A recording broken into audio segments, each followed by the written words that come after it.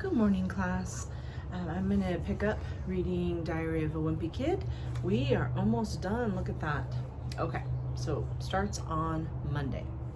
Well, me and Raleigh have officially been ex-friends for about a month now, and to be honest with you, I'm better off without him. I'm glad I can just do whatever I want without having to worry about carrying all that dead weight around. Lately, I have been hanging out in Roderick's room after school, going through his stuff. The other day, I found one of his middle school yearbooks. Roderick wrote on everybody's picture in his yearbook, so I could tell how he felt about all the kids in his grade.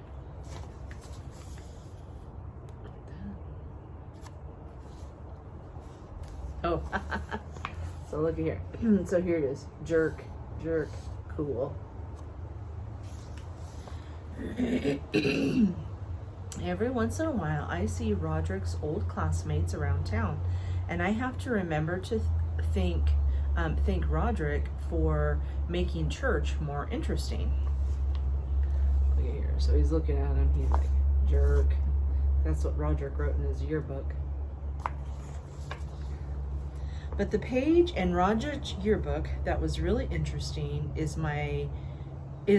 the class favorites page. That's where they put pictures of kids who got voted most popular and most talented and all that. Roderick wrote on his class favorites page 2. So here, this is most likely to succeed, and he wrote nerd. You know, this class favorites thing is really got my gears turning. If you get yourself voted into the class favorites page, you're practically an immortal. Even if you don't live up to what you got picked for, it doesn't really matter because it's on your permanent record. People still treat Bill Watson like he's something special, even though he ended up dropping out of high school.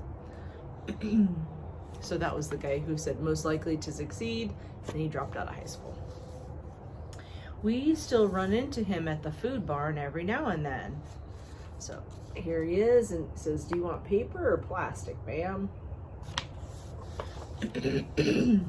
So here's what I'm thinking. This year has kind of been a bust. So if I get voted as a class favorite, I'll go out on a high note. I've been trying to think of a category I have a shot at. Most popular, most athletic are definitely out. But I'm going to have to find something that's a little bit more in my reach.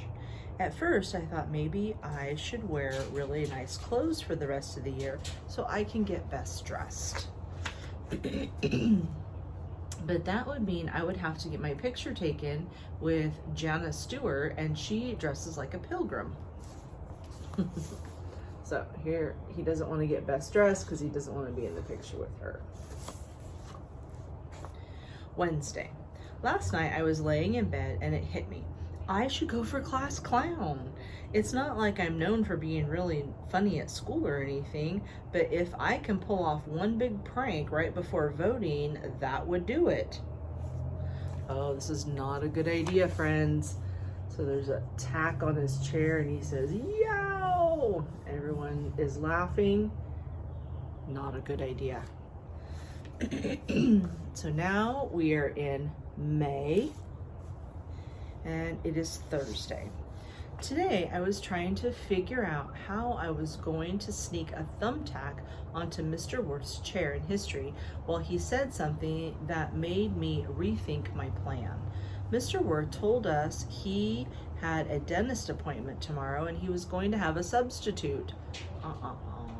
Subs are comic gold.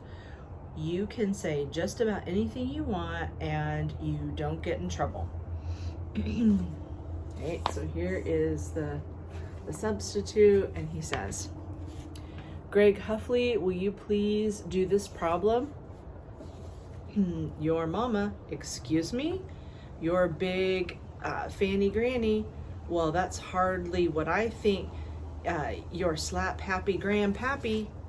So he's saying all these things to the substitute, and that's not cool. Friday. I walked into my history class today ready to execute my plan, but when I got there, guess who my substitute was? Oh no. It was his mother. Hi honey, love you bunches. All of the people in the world to be your sub today, it was my mom. It was mom's day to get involved in my school. I thought my mom's days at getting involved at my school were over. She used to be one of the parents who came to help out in the classroom, but that's all changed after mom volunteered to chaperone one of our field trips to the zoo when I was in 3rd grade. Mom had prepared all sorts of materials to help us kids appreciate the different exhibits, but all anyone wanted to do was watch the animals go to the bathroom.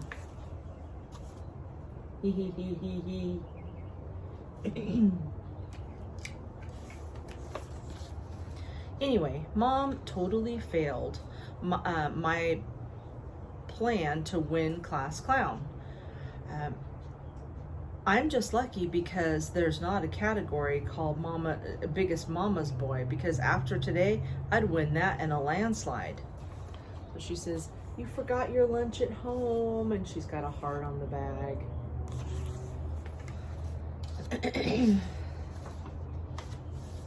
Wednesday. The school paper came out again today. I quit my job as the school cartoonist after Crichton the Cretin student came out, and I didn't really care who they picked to replace me. But someone was laughing at the comics page at lunch, so I picked up a copy to see what was so funny, and when I opened it, I couldn't believe my eyes. It was Zooey Mama, and of course, Mr. Ira didn't change a single word of Rowley's comic strip. Look at that. So here's the comic strip. It says, Zooey Mama. Hey, beautiful lady, do you want to go on a date with me? I am not a lady. I am just one of those dogs with long hair, so no thanks to the date. Zooey Mama. So now Rowley's getting all the fame that is supposed to be mine. Will you put us in a comic strip? Yeah, sure. Even the teachers are kissing Rowley's butt. I almost lost my lunch when Mr. Worth dropped his chalk in history class. He says, Zooey Mama. Ha ha ha, everybody's laughing. Monday. This Zooey Mama thing has really got me worked up. Rowley is getting all the credit for a comic that we came up with together. I figured at least he could do is put my name on the strip as co-creator. So I went up to Rowley after school and told him that's what he's gonna have to do. But Rowley said Zooey Mama was all his idea and that I didn't have anything to do with it. I guess we must have been talking pretty loud because the next thing you know, we attracted a crowd. And they're saying, fight, fight, fight, fight. That's not good. The kids at my school are always itching to see a fight. Me and Rowley tried to walk away, but those guys weren't going to let us go until they saw us throw some punches. I've never been in a real fight, so I didn't know how I was supposed to stand or hold my fists or anything. And you could tell Rowley didn't know what he was doing either because he just started prancing like a little leprechaun.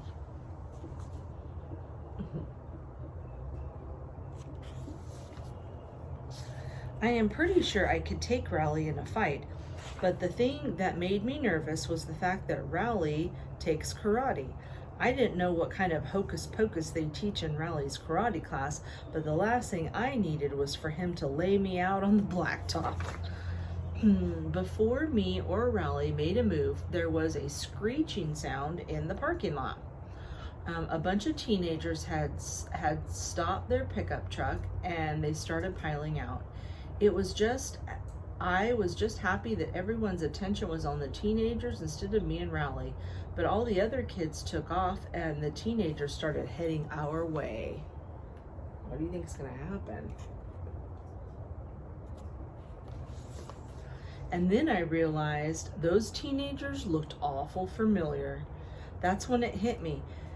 Those were the same guys who chased me and Riley around on Halloween night. They had finally caught up to us. But before we could make a run for it, we had our arms pinned behind our back. Those guys wanted to teach us a lesson for taunting them on Halloween night.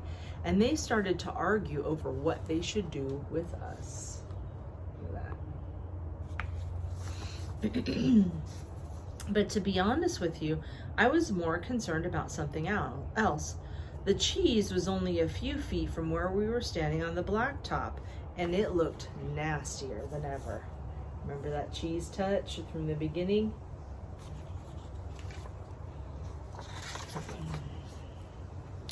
The big teenager must have caught my eye because the next thing I knew, he was looking at the cheese too.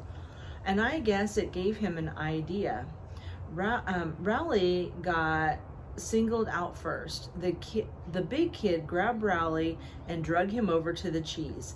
Now, I didn't want to say exactly what happened next, because if Rowley ever tries to run for president or someone finds out about these guys, what they made him do, he wouldn't have a chance. So I'll put it this way. They made Rowley eat the cheese. Look at that. Not good, not good. I knew they were going to make me do it too. I started to panic because I knew I wasn't going to be able to fight my way out of the situation. So I did some fast talking instead. I would, but I'm allergic to dairy. Look at that. I would, but I'm allergic to dairy. And believe it or not, it actually worked. It says, "You're lucky, punk." I know, I know.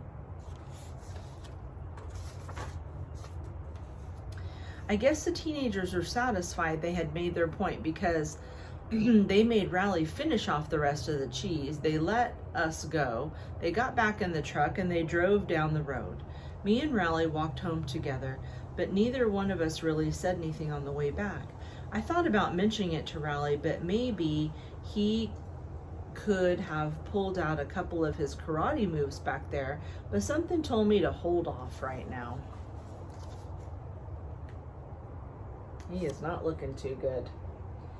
All right, we're gonna stop there for today. Have a good day. Bye.